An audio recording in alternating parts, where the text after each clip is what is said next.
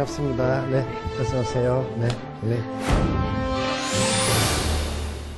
2005년도 올해도 한 달이 안 남았죠. 네. 네, 어떻게 지내시는지 궁금한데. 연말이라서 지역구 행사가 굉장히 많습니다. 그래서 지역구 행사를 위주로 하고 또 서울에서 개최되는 각종 협회 단체들 행사도 나가고 아주 분주한 시간을 보내고 있습니다.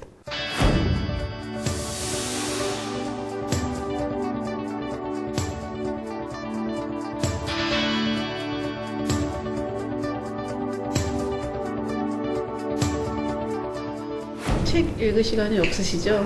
저는 지역구가 대구라서 갈 때 올 때 안 자면 책을 보니까 평균 2시간 정도는 늘 읽을 수 있어서 일주일에 10시간은 읽습니다. 일주일에 독서량이 좀 꽤 되시네요. 그래도. 예, 책, 가장 행복한 시간이죠. 책을 읽을 때가. 아까 책 읽는 시간이 제일 즐거운 시간이다 네, 이렇게 네. 말씀하셨는데 네. 독서가 주는 즐거움, 책이 주는 예. 즐거움은 뭐라고 생각하세요? 가장 큰 즐거움은 새로운 사실을 안다는 지식 습득의 기쁨이고, 두 번째는 문제 해결의 실마리를 찾는 거죠.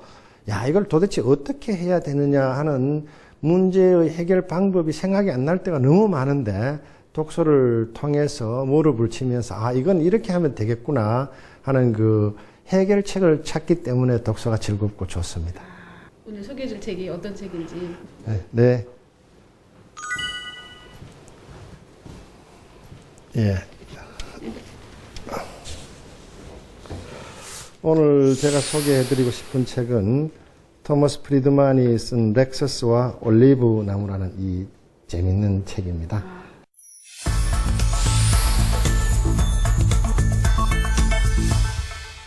그러니까 렉서스와 올리브 나무 제목이 재밌는데 네. 어떤 뜻을 보나요 책에?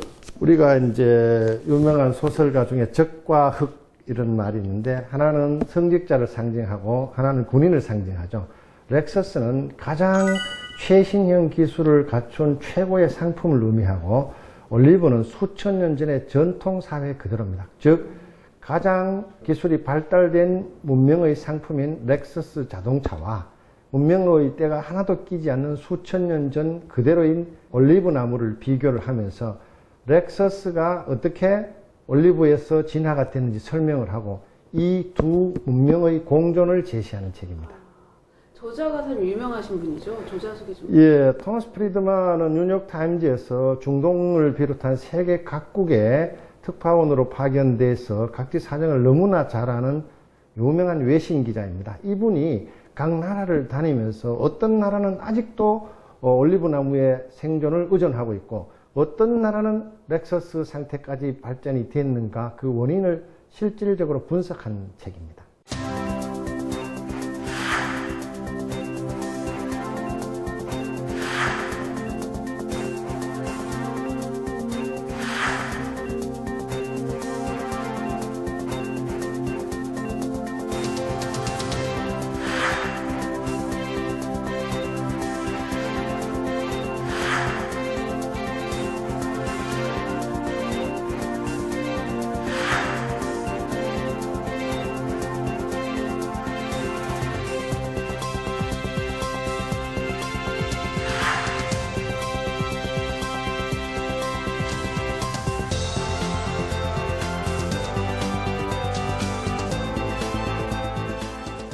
우리는 세계화, 국제화, 또 많은 발전을 지향하고 있음에도 실제로 세계화라는 말이 어떤 의미이고 어떻게 시작이 되었고 그 장점과 단점은 무엇인지 이해하는 경우가 굉장히 적습니다.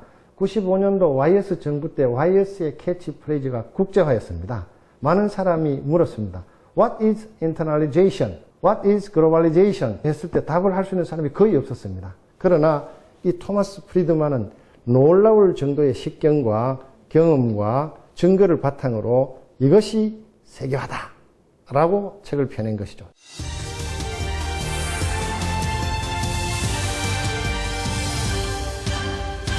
세계화를 보는 각도는 너무나 다양하기 때문에 단편적으로 이것이 세계화다라고 말하기는 어렵습니다. 토마스 프리드만도 어떤 물체를 정확하게 판단하기 위해서는 최소한도 6대의 카메라가 필요하다.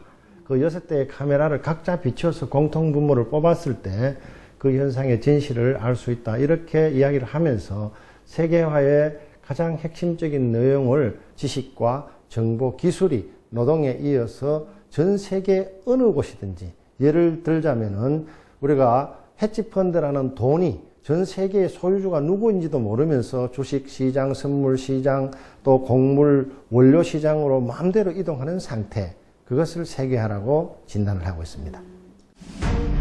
세계화 체제는 조금 다르다. 이 체제는 무엇보다 중요한 한 가지 특성을 갖는다. 통합이 그것이다. 이 세계화 체제의 특징은 또한 웹이라는 한마디로 표현할 수 있다. 가장 넓은 의미에서 우리는 분단과 장벽의 체제에서 통합과 웹의 체제로 옮겨간 것이다. 냉전 때는 한 라인이 있었다. 한 라인은 모두가 갈라져 있었지만 적어도 미국과 소련은 상황을 관리하고 있는 체제를 상징한다. 세계화 체제에는 인터넷이 있다. 이는 모두가 점점 더 긴밀하게 연결되지만 아무도 관리 책임을 지지 않는 체제를 상징한다. 그 기점을 1989년 베를린 장벽이 무너진 데부터 시작을 하고 세계화는 1989년도가 문년이다 이렇게 주장을 합니다. 왜냐하면은 동서 이념, 즉 민주주의와 공산주의라는 흑백 사상이 없어져 버린 거죠. 세계의 사상은 단일화된 겁니다. 1945년도에 독일이 동서독으로 분리가 됐습니다. 그때 콘라드 아데나우어라는 위대한 정치가는 기자가 이렇게 물었습니다. 각하, 동서독이 통일이 되겠습니까? 되지. 언제 될까요? 그건 우리가 결정하는 거야. 동독 국민들이 우리가 잘 사는 걸 보고 우리도 저렇게 살아야 되겠다라고 결심하는 그날이 통일의 날이고, 공산주의가 아무리 압제를 하더라도 인간의 욕구를 끝까지 억제할 수는 없다. 그래서 우리가 민주화되고 또 서구화되고 자유국가가 되고 물질적으로 풍요롭고 정신적으로 도덕적으로 아주 존경받는 국가가 되는 그날이 동서독이 통일되는 날이다. 38년 걸렸습니다. 1989년도에 바로 동서독이 통일되는 베를린 장벽이 무너졌죠. 그래서 저는 남북 통일도 우리 대한민국 정부가 지금보다 훨씬 경제적으로 풍요롭고 도덕적으로 또 국제적으로 선진화가 되는 그날 북한의 2,700만 주민들은 절대로 공산주의를 용납하지 않을 것이고 그날의 통일의 날이 올 걸로 그렇게 생각합니다.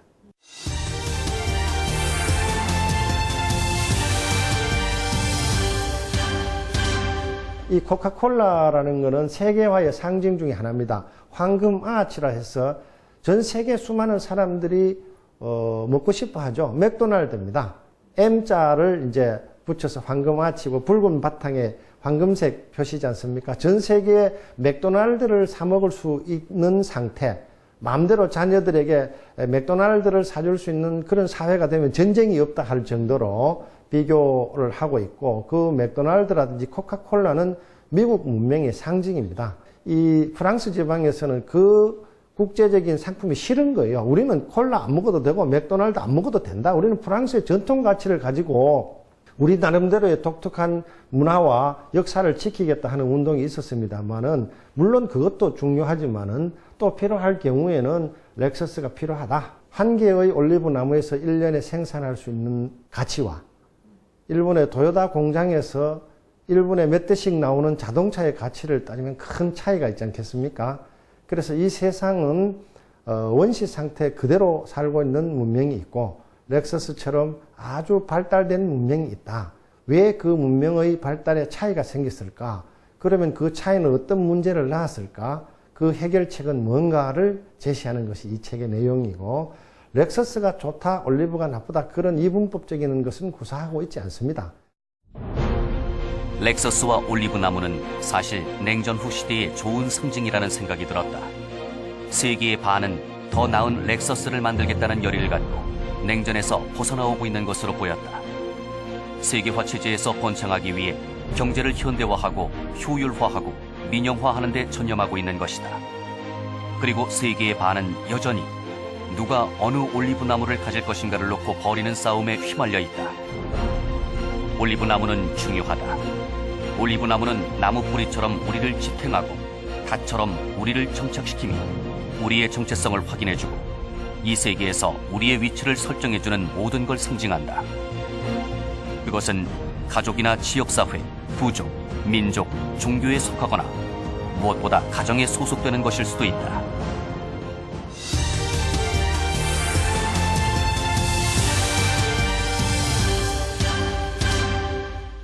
황금 스트레이트 재킷이라는 것은 우리가 기준이 있습니다. 무게를 달 때 옛날에 영국이 세상을 지배했을 때는 파운드 단위였습니다. 미국으로 바뀌면서 그램 킬로그램으로 바뀌었고 영국의 야드도 미터 킬로미터로 바뀌었지 않습니까? 스트레이트 재킷이라는 것은 국제 기준에 맞는 복장입니다. 예를 들어서 97년도에 태국이 금융위기를 당했고 우리 대한민국도 IMF 사태라고 말하는데 저는 사태라고는 표현하지 않습니다. 일시적 외환 부족 상태 이렇게 정의를 내리고 싶고 왜 그것이 왔느냐 그 원인을 분석하면서 세계화의 기준 소위 골든 스트레이트 자켓이라는 기준을 한국 정부가 맞추지 못했기 때문에 그 위기가 왔고 어떤 정부든지 그 기준을 맞추지 못하면 동일한 사태를 당하게 된다. 그렇기 때문에 세계화의 흐름을 이해하고 그 흐름에 맞는 스탠다드를 갖추어야 한다라고 제시를 하고 있죠. 한국의 이홍구는 1990년대 중반 국무총리로 일할 때 이런 황금 스트레이트 재킷을 직접 경험했다. 그는 어느 날 나에게 이렇게 말했다. 예전에 우리는 역사가 이렇게 저렇게 하라고 명령했다고 말하곤 했습니다. 지금은 시장의 힘이 그렇게 명령한다고 말합니다. 우리는 냉전에서의 승리가 정치에 대한 시장의 승리라는 걸 깨닫지 못했지요. 오늘날 가장 중요한 결정은 민주주의를 할 거냐 말 거냐 그리고 경제를 개방할 거냐 말 거냐입니다. 이는 중대한 선택입니다. 하지만 우리가 일단 그 선택을 하고 나면 정치는 이 체제에서 허용된 좁은 공간에서만 실행할 수 있는 정치적 엔지니어링이 돼버리지요. 이용구 총리의 회고담은 이렇습니다. 이용구 총리는 YS 정부 때 국무총리를 하신 분입니다. 옛날 정권 같으면은 전 정부의 국무총리를 미국 대사로 보내는 경우는 없었습니다. 그러나 미국 대사로 보냈다라기보다도 이홍구가 갈 수밖에 없었다라고 정의하는 것이 훨씬 정확합니다. 왜냐하면은 DJ가 정권을 잡았지만은 미국을 이해하고 금융을 이해하고 세계의 황금 스트레이트 재킷을 이해할 수 있는 사람은 이홍구 전 총리밖에 없었기 때문에 그분이 미국에 가서 일시적 외환 부족 사태를 해결하는 중요한 역할을 한 거죠. 그것이 세계화, 즉 자유, 사상의 차이가 없어져 버리고 시장이 정부를 지배하는 세계화의 한 현상 중이다. 이렇게 설명을 하고 있죠. 오늘날 글로벌 경제에서 자유시장의 룰을 인정하고 그에 따르기로 할 때 그 나라는 내가 말하는 황금 스트레이트 재킷을 입게 되는 것이다. 황금 스트레이트 재킷은 이 세계화 시대의 특징적인 정치, 경제적 복식이다. 냉전 시대에는 마오쩌둥의 인민복과 네루의 재킷, 러시아의 모피가 있었다. 세계화 시대에는 오직 황금 스트레이트 재킷만 있을 뿐이다. 어떤 나라가 지금까지 그 재킷에 맞추지 않았다면 이제 곧 맞추게 될 것이다. 많은 분야에서 렉서스 문명과 올리브 문명이 충돌을 하고 있는데 누구의 잘못이냐라고 분석을 하지 않고 그 화해의 길이 뭔가. 1989년도에 덩 샤오핑이라는 위대한 중국의 정치 지도자가 나와서 사회주의 경제 시스템에서 자본주의 경제 시스템으로 바꿔야 되겠다 했을 때 많은 사람들이 반대를 했습니다. 자본주의의 폐악을 몰라서 그런 소리를 하십니까? 폭력과 부정부패와 매춘과 수많은 협잡이 들어옵니다 했을 때 덩쇼평은 이렇게 대답했습니다. 창문을 열는 것은 시원한 바람이 들어오게 하기 위함일세. 창문을 닫고 쪄 죽을 수는 없지 않는가. 그러나 창문을 열면은 시원한 바람도 들어오면서 함께 파리와 모기도 들어오는 법이지. 그러나 파리나 모기가 무서워서 창문을 닫을 수는 없는 걸세. 이렇게 이야기를 하면서 껍데기는 공산주의, 알맹이는 자본주의를 채택을 했죠. 그것은 올리브가 렉서스로 바뀌어가는 과정이고 또 우리가 잘 알고 있는 베트남도 공산주의 국가였다가 지금은 중국과 마찬가지로 껍데기는 공산주의지만은 알맹이는 시장경제를 도입을 하고 있고 세계화에 부응을 하고 잘 따라가고 있다. 이렇게 평가를 하고 있습니다. 공존과 서로 융화를 주장하지 그 대립과 갈등을 이야기는 하지 않고 있습니다. 렉서스와 올리브나무가 서로 공존한다기 쉽지 않을 것 같은데. 공존의 기술은 폴리틱스입니다. 정치입니다. 그 정치를 잘해야 되는 거죠. 그렇습니다. 성장과 분배 중에 가장 많은 문제가 분배의 불공정성이죠. 렉서스화의 가장 큰 단점이 winner takes all입니다. 승자 독식이. 우리나라 재벌 체제 보십시오. 상위 10%가 47%의 부를 독점하고 있고 대한민국 5대 재벌이 대한민국 전체 생산성의 몇 프로를 차지합니까? 두 번째로 빈익빈 부익부가 문제죠. 기술이 발전이 되면 기술이 있는 사람은 엄청난 돈을 벌지만은 기술이 없는 사람은 완전히 거북이가 되어버립니다. 그 갭을 해결하는 게 폴리틱스죠. 가난한 사람, 무지한 사람, 거북이들이 살아남도록 노력을 기울이지 않는다면 결국 이들이 만들어내는 역풍으로 국가 자체가 질식할 수밖에 없으며 개방을 유지하는 데 필요한 사회적 여론도 유지할 수 없기 때문이다. 또 사회민주당원 혹은 사회보장주의자라면 세계화를 찬성할 것이라고 생각한다. 이제 우리가 직면한 문제는 오늘날 세계화 체제에서 사회 안전망과 통합 사이에 적절한 균형점이 어디인지를 찾는 것이다. 이 책의 가장 재밌는 표현은 가난한 사람을 보고 하나님, 저 가난한 사람에게 따뜻한 음식을 주고 옷을 주시옵소서라고 기도하는 것은 잘못된 거다. 하나님이 그 사람에게 따뜻한 옷과 음식을 주도록 한 사람은 당신 본인이다. 렉서스가 그 역할을 해야 된다. 이렇게 프리드만은 주장을 하고 있죠. 가진 사람이 가난한 사람들을 보호해야지 그걸 신에게 신이여 보호하소서 그렇게 하는 건 안 맞다. 너무나 의미심장한 말이 아니겠습니까?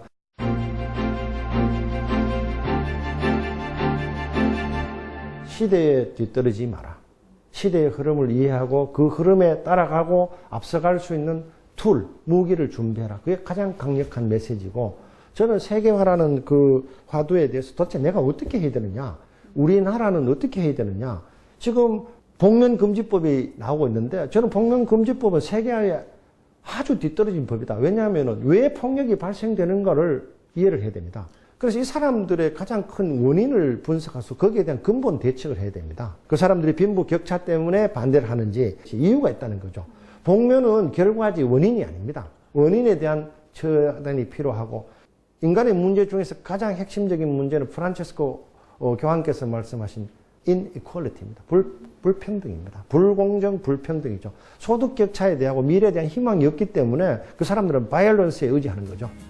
그 바이올런스의 폭력에 의지하지 않도록 우리가 공존의 틀을 만들어야 된다는 거죠.